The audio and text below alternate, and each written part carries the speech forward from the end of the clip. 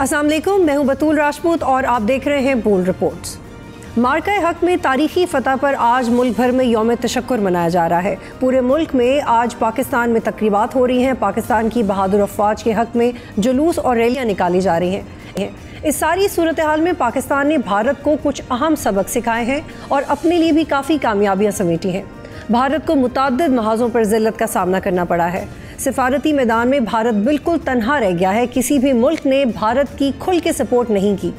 कश्मीर का मसला जो दहाइयों तक दबाने की कोशिश की जा रही थी, वो दोबारा आलमी सतह पर मंजर आम पे आ गया है। भारत आलमी सतह पर किसी भी एक मुल्क को सबूत नहीं दे सका कि पहलगाम हमले में पाकिस्तान मुलव्वस है। उल्टा पाकिस्तान के मासूम शहरियों को निशाना बनाकर भारत ने अपने आप को खुद एक्सपोज किया है।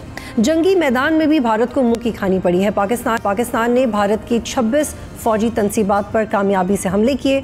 भारत का $1.5 अरब मालियत का एयर डिफेंस सिस्टम तबाह किया।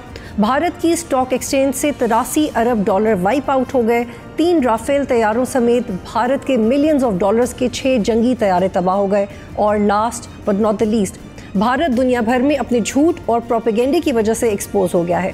भारतीय मीडिया और थिंक टैंक्स एक्सपोज हो गए हैं। भारतीय सहाफ़ियों और न्यूज़ चैनल्स की क्रेडिबिलिटी की धज्जियाँ उठ चुकी हैं। कितनी बड़ी फतह है यह पाकिस्तान की। और क्या भारत इस बदतरीन शिकस्त के बाद सीज़ फायर की खिलाफ वर्जी कर सकता है? सब्सक्राइब करें और बेल दबाएं ताकि कोई खबर रह न जाए।